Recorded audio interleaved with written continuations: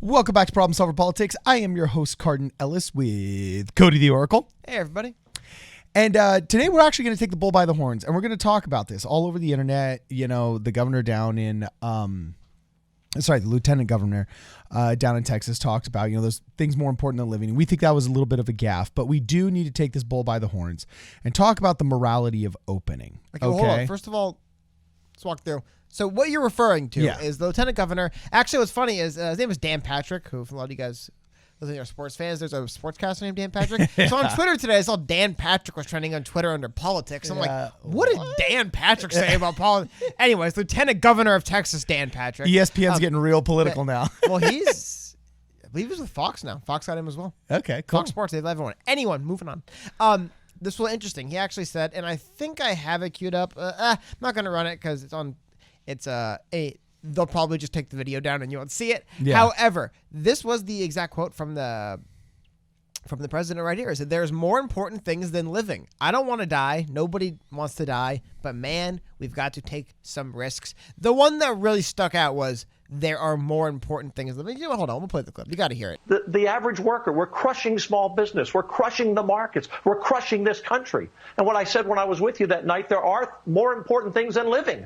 And that's saving this country for my children and my grandchildren, and saving this country for all of us. And I don't want to die. Nobody wants to die. But man, we got to take some risk and get back in the game and get this country back up and running. Okay, so anyway, that was the clip, and just the relevant bits there. I do think it's interesting. So I just wanted to, before we got too much into talking, and show what everyone's been discussing, because that is, at the surface, right, pretty outrageous thing to say. There's more important things than living.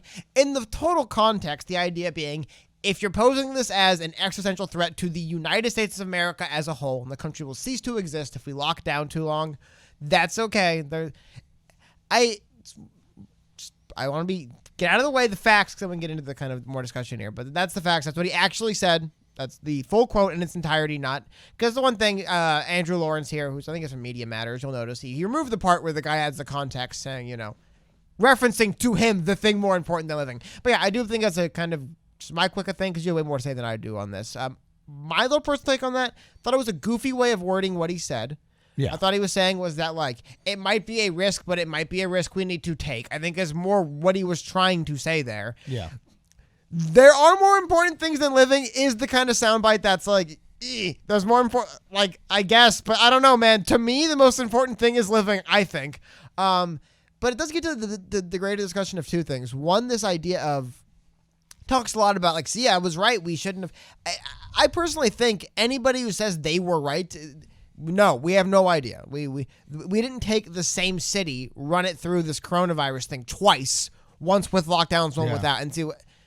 We could say, hey, it looks like we were too cautious. Maybe we were, maybe we weren't. I don't know. I think when you're dealing with a thing like this, like a pandemic running through, in hindsight we can look back maybe, but while you're going through it, who knows, man? Who knows if 2 weeks from now we don't go, man, I wish we had restrictions way tighter. Who knows if 6 months from now we don't go, wow, how dumb were we locking everything down? But when you're in it, you can't know. So I think it's a little bit weird how he's kind of pounding his chest and claiming victory. I knew it. I know it. It's April. No, nobody knows it yet. We'll find out at the end of this year when we hit the second flu season in 2020, right? Like the beginning of the 2020-21 flu season. Right? We'll know a lot more then. I don't know anything. A, and then B, if you truly believe the country is at risk due to this lockdown, which I would say, you look at what's going on globally, if America was on its own on an island locking down like this, maybe. But I don't know. I think it's a little bit ridiculous to claim that America is at risk if we continue this lockdown. I think that's crazy. Well, and then saying it's worth risking your life for that, I don't know. Well, I don't agree with that personally, but I don't think he was but hold a on. buffoon. I think it was more of a misspeak.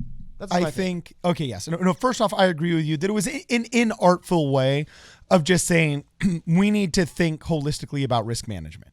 Okay, so he said it inartfully, and he was obviously on an impassioned rant. So, philosophically saying there's some things more important than living, well, there's nothing you can enjoy that's important if you're not alive. So obviously we know just from a philosophical standpoint, what he said was a gaffe. Yeah, if my kid gets sick, it doesn't matter the theoretical country that could have been left to him. You know what I mean? Exactly. So obviously it was a little bit of a gaffe, but at some point these governors, these lieutenant governors, these authorities need to talk about the morality of opening, okay? Because one of two things is going to happen. They're going to do something very morally wrong, or else B, there's just going to be a riot on their hands anyway, okay? And by any rubric, like we can't say, oh, well, what if people die? Because guess what, guys? We could literally make all of the speed limits nationwide 5 miles per hour, or just plain old outlaw personal vehicles, or under this guise of, oh, well, 100 people might die. You know, we could get rid of natural gas as a utility because there's thousands of people that die from natural gas explosions. Why would we? Because of the same hysteria. But is it hysteria, or are people actually getting sick and dying? That's the thing. Like, it's like there is. How many people die in car accidents every year? A lot. But what I'm saying is there is a reality that there is a virus that's going around that is not a car accident. It's not a pool drowning. It is not an airplane crash. It is just a thing. It could happen to anyone. Here's the thing. Car crashes are bad. You can get in your car to go to work and get in an awful mangling wreck and never walk again, right? But going to the grocery store to get milk for my family and accidentally getting them all sick and that being bad and negative thing for my family and me being nothing I could do about it, it's just something, that is different. I don't know. I just think it's worth noting that like it is a real thing that's happening, then people are really dying from it. And we can look around to other parts of the world where a lot of people are dying all the time. Okay, yeah, but hold on. So there's almost 1.5 million people that die in car wrecks every year. But car wrecks are different. It's apples and oranges. But no. How many people died in 9/11? Okay. How many By the way, I think the Patriot Act was an overreaction. Coronavirus is past 9/11 in deaths. By the way, so keep that in mind. Like it's a real thing. I do agree. It hits different places differently. It's. I'm not saying that it's not a real thing. I'm not declaring coronavirus as a hoax here. I'm saying that our leadership needs to understand that the only real difference between coronavirus and other pandemics we have, even the influenza virus, is pretty much the media hysteria behind it. If we're honest with ourselves, the media doesn't get hysterical about natural gas deaths. They don't get hysterical about workplace violence. They don't get hysterical about car crashes anymore. They stopped reporting all the deaths in the 90s in Chicago and Los Angeles because basically we got so bored about hearing about this skyrocketing murder rate that it didn't make good news anymore. But there's something that has been unique about the media hysteria of coronavirus that has literally shut down the world and especially shut down the U.S. Why can it not be that coronavirus is unique? I don't understand why that can't just be the reason why the reaction has been unique. We would react uniquely to a unique circumstance. Like, I don't like the idea that the American news media is convincing the American. Go to Italy and tell the people in Italy that are burning bodies by the truckload. Sorry, Italians. I'm sorry you're forced into lockdown and all your people are dying because Anderson Cooper doesn't like the president. Like, dude, it's global. It's not an American issue. It's not an English issue. It's not an Anglo-American speaking. No, I'm not Anglo saying. News. I mean, it's like I'm not saying the American everyone. media started the media hysteria. But what I'm saying is okay? we're seeing similar things happening in places with different media. We're seeing stuff happening. By the way, what's happening in a lot of people are dying in Iran. I know that. We don't hear a lot. Okay, well, even if death is the rubric by which we measure whether or not we should open up, okay, China, what's their media structure like? Okay, well, China has the People's Station. Okay, and they're still imposing lockdowns. Is that because of media hysteria? Yeah. Okay, I'm not giving any kind of credit or wisdom to the Chinese government. Okay, but I'm saying, are the reactions in the circumstances of other countries not reason for us to perhaps approach this thing a little bit differently than we'd approach other things? That's what I'm asking. Yes. I mean, oh my gosh. Okay, yes, I understand some things are taken by a case-by-case basis, and in this case, we are screwing it up. And I think we're screwing it up because we're letting the media drive the conversation, okay, instead of the facts and the science, okay?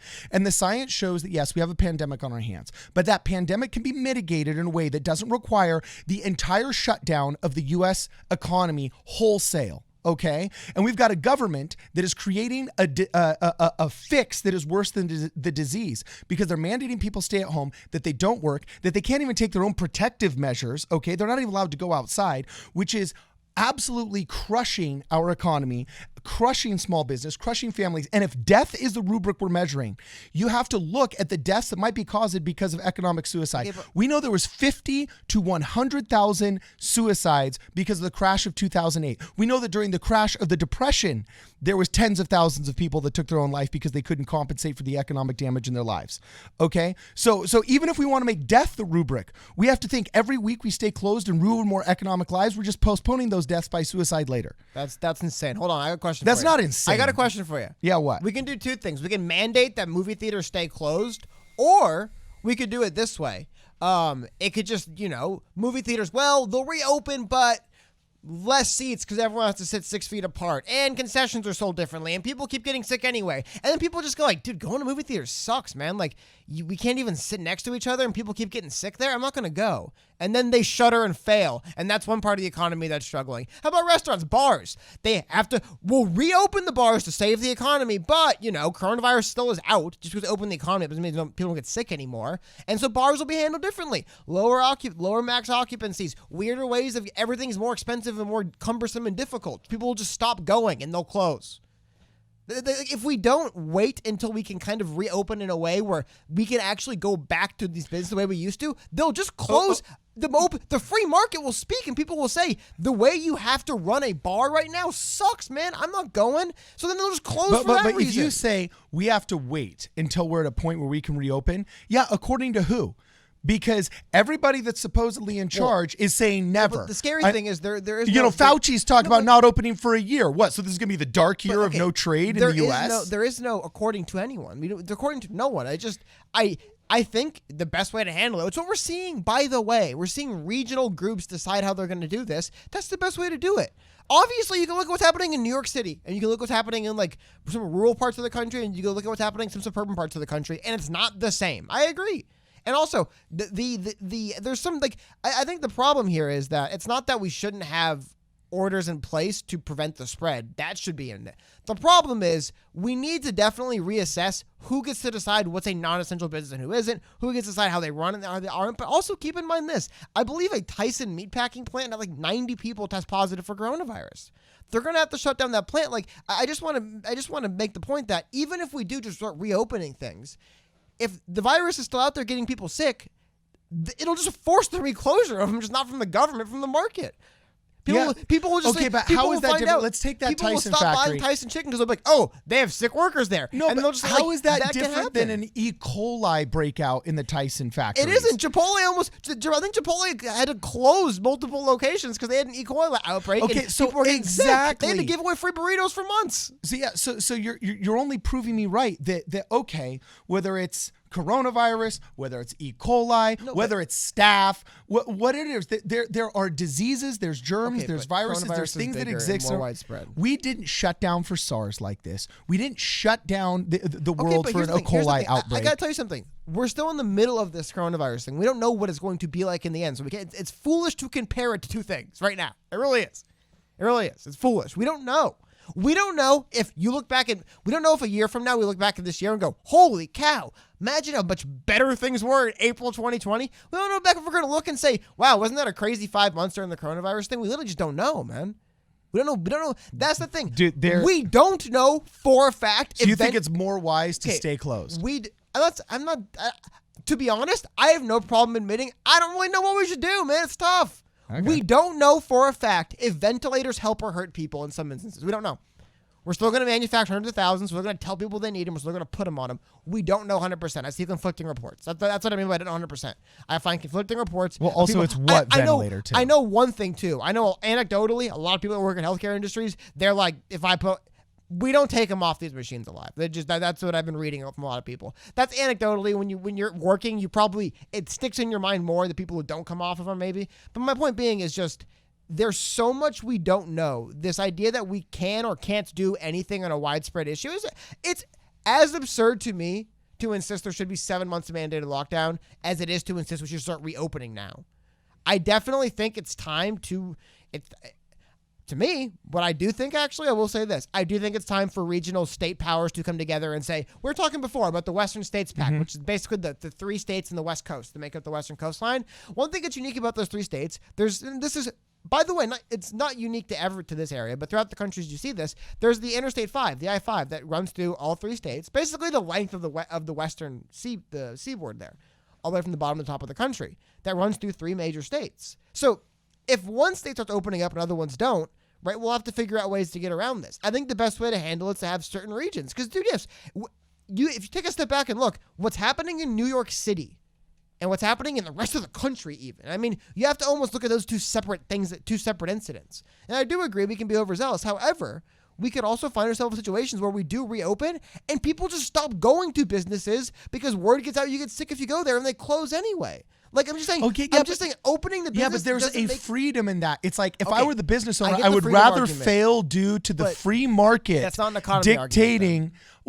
Freedom is not a good argument. Our country's based on the freedom argument. Hold on, I said you aren't actually making an economic. You're not making an economic argument. You're making a emotional freedom argument. I said we're talking about the morality of opening up. So I don't really care about anything about the economy then. They're not talking about it. Because I personally think if we reopen too soon, it will just equally damage the economy. I just think that'll happen. I think if we reopen it properly, so if it's either all states at once and that was wrong, or we trickle them in too slowly and that's wrong, whatever we do, if we handle it wrong, there will be there is no way to just be like, oh, we'll just start removing lockdowns. That will fix the economy. It'll help the economy. Short-term, getting people back to work, good idea. But we don't know if 7 months from now, it means entire industries collapse because we just find out while the pandemic's going on, you can't do that. You'll get sick. And people just don't go. Like, imagine how much money. But which, as a business owner, would you rather have happen to you? Economically, I have to admit, it'd be tough, but I would definitely not want to open my business. Imagine paying people for 4 months, which is good, and then just finding out my business is unsustainable and I have to close it now. Anyway, why? Well, I don't think that's helpful. Aside from, like you said, the freedom argument. At least you have to go down fighting, right? I understand that aspect of it, but I just don't think I don't agree that we can reverse what's happening to the economy by just opening up places. Because I think there's just other setbacks we could hit that are different. What happens if people start getting sick working somewhere? You have employees that have to leave because they're sick. Employees start dying because they're sick. And then word gets out if you work there, you get sick. And you have a harder time finding employees. You have to pay them more. There's other angles is all I'm saying, where I think the economy still could be damaged, even if we do reopen, right? I'm just saying that this idea that we can reopen and that will fix the things that are happening, I don't agree with that. We could just run into different issues we're not hitting now. Maybe you can make the argument they're better issues to have, but there's still just issues we'd hit. Okay, but that's also saying that then fear of the unknown means that we're going to cripple ourselves in the short term because of fear of the unknown. Would you go to a movie theater right now? Would I go to a movie theater? Right now. In a mask. Okay. I'd wear my. I see. I've got a HEPA filtration system. Would you feel comfortable? Would you feel comfortable bringing your entire family to a movie theater right now if it was packed and seated the same way as they normally do them? Not packed and seated, but I'll tell you right now, there would be a natural. Well, hold on, because that's a false dichotomy. Because if the movie theater's open right now, I guarantee you they wouldn't be packed. But there would be a 50% population that's I still want to go to the movies. Why wouldn't they be packed? What? Why wouldn't they be packed? Because 50% of our population would be too scared to go. Okay, so you think movie theaters can afford to operate with all the screens running, all the concessions? No, there wouldn't be all of the screens running. They'd be having a 50% revenue trickle that would keep them from dying. But do you think? I'm just saying that not every business can just. Oh, well, I could just factor in that half the people. No, not every business can, but a percentage enough can't. I get that we're not talking about 100% economy awesomeness. Not that great for the business. This is now sounding like if I own the movie theater, this sucks for me. No, that's because you haven't owned a business, and sometimes 50% revenue is better than zero revenue because you can keep things alive for a month with a skeleton crew. It's not guaranteed. Also, remember, keep in mind. Who cares if it's not guaranteed? This is movie theaters. There's a lot of movies that their production's been postponed on.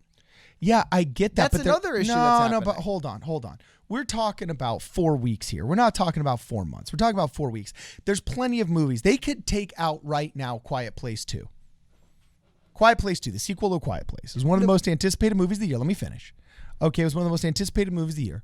It could have a release, and it would be a limited release, and it would stay in theaters a lot longer than a movie usually does because people would continually want to go see it, and those that finally felt comfortable enough to go out, would slowly trickle in and so on and so forth.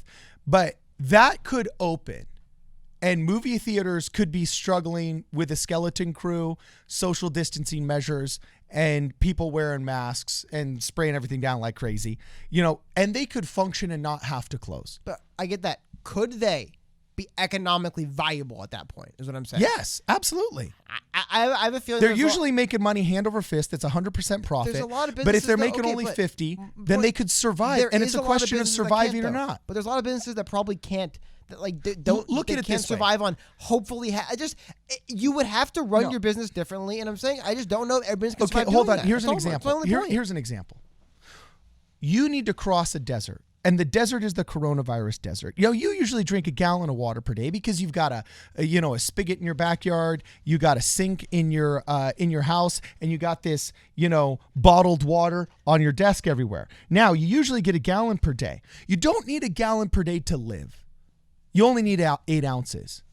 So, wouldn't you rather function on that skeleton crew water bottle per day of 8 ounces while you cross that desert and make it to the end of the desert, or just be told by an official saying you don't have the freedom to try and cross the desert, and in fact, you don't get any water if you do try? But here's the thing. To me, first of all, I think that's a ridiculous argument. Something else.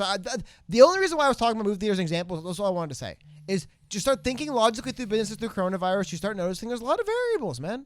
What if people just don't? Well, I know there's a lot of What variables. if concessions are a big part of your revenue stream? And when people do start coming back to movies, going to the concession stand, that's kind of gross. I don't want to do that so much. So that's part of your business that makes less money. Maybe concessions prices go up because it's like companies aren't churning out a bunch of crunchers like they used to. Right? My point being is I think there's a lot of variables, a lot of businesses have a lot of things they have to deal with that it's like, you might have employees that just say, I don't feel comfortable coming back to work. Maybe you have to pay more for And what do you do about the or less. employees But that need the money to survive? I agree. The government should be helping them. My only point is this. But that's the thing is nobody's getting their checks. The people that are getting the SBA loans are Ruth Chris. I get it, but the economic variables from the coronavirus thing. I'm just saying, man. Like whether you open the lockdown or not. This is what I'm trying to say. I guess I'm being a pessimist as always. You can reopen places and have the economy get no better. Is what I'm trying to say. Yeah, I think that's a possibility. Well, the Stanford study already showed scary. that the infection rate is probably 50 to 85 times larger than we ever thought it was. Hundreds of thousands of people probably already had this. Probably in LA okay, County cool.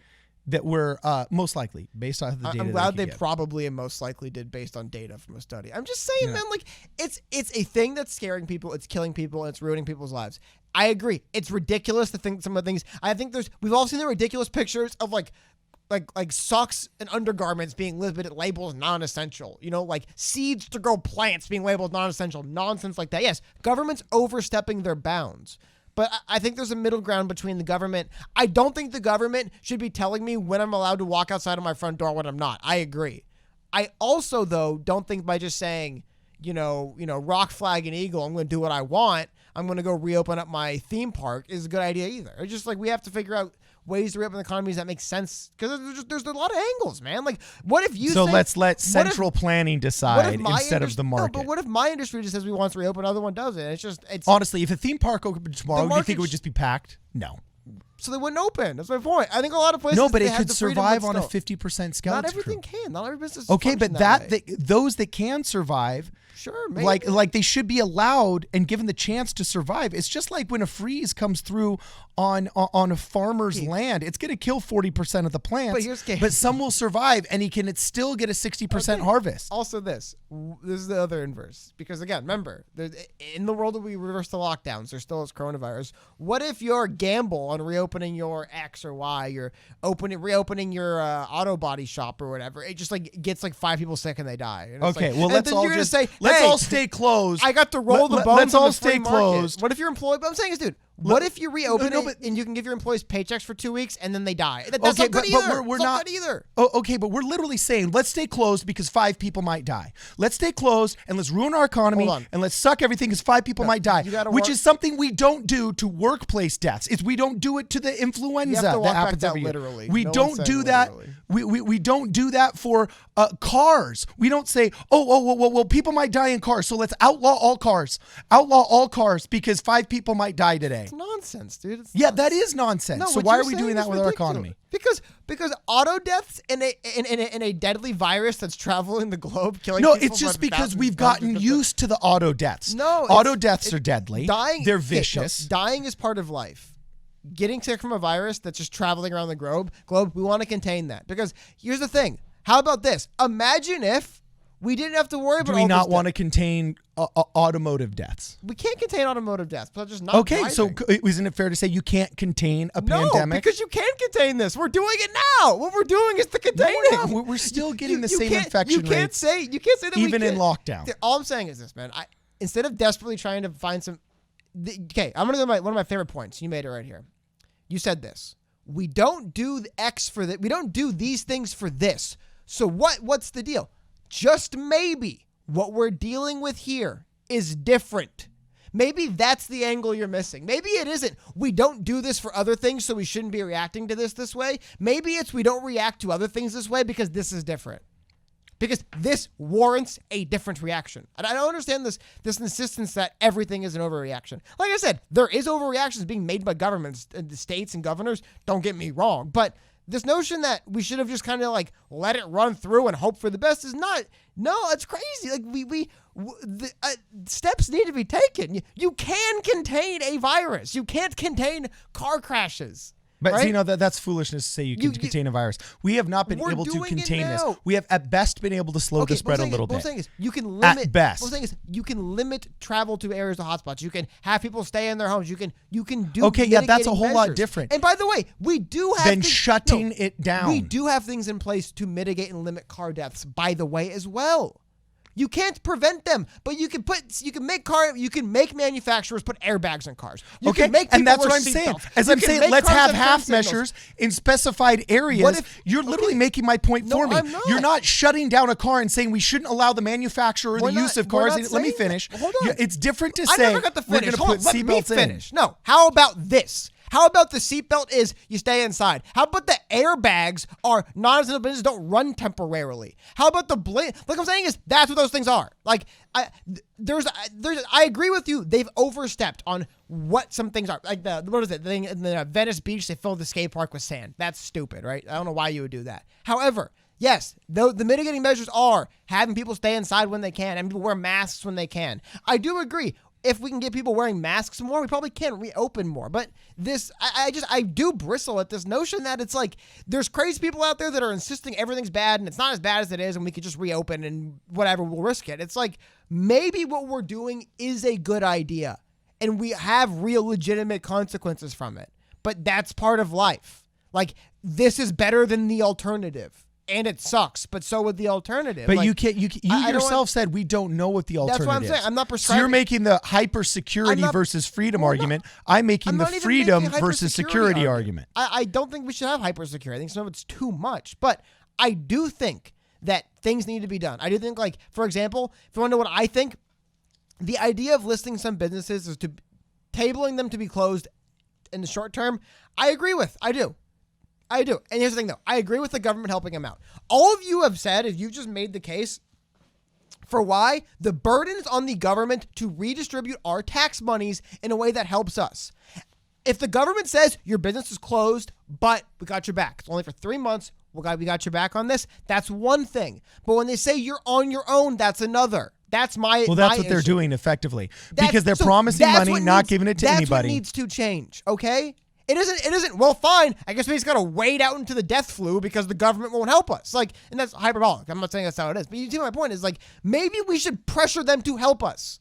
Maybe that's what we should do. Maybe we should say, you know the money we give you all the time? Who gives the government all their money? Businesses? You think businesses get the money? How come they aren't saying, you know the money we give you hand over fist? You know the money that I have to give you so much of? I literally run my business to, like, Ireland to stop giving it to you because it's so much that I have to give you. All of that. Can we have some of that, please? A little bit? Workers? Every time I get a paycheck, it goes, maybe we should try something different. Maybe we should start seeing some Western state packs and some Eastern state packs and some Midwestern state packs for them and get together and tell the government to go shove off until they help out these. Because, yes, it's in the absence of the government doing anything, it is cruel to just close a business down and say, tough luck. Apply for this. That's ridiculous. But I think the better solution is the government to just live up to their end of the bargain and not leave us on our own to just, well, guess gotta take freedom in my own hands and go out there. Hopefully things are okay. Hopefully trying to reopen now doesn't just get two of my employees killed and me sued and my business closed. I hope that doesn't happen because the government couldn't help me. I'm saying, like, blame the government for not helping. Don't blame the government for imposing regulation. Even though some of it is over the line, if they were helping to compensate us, it wouldn't be as big a deal. People wouldn't care as much.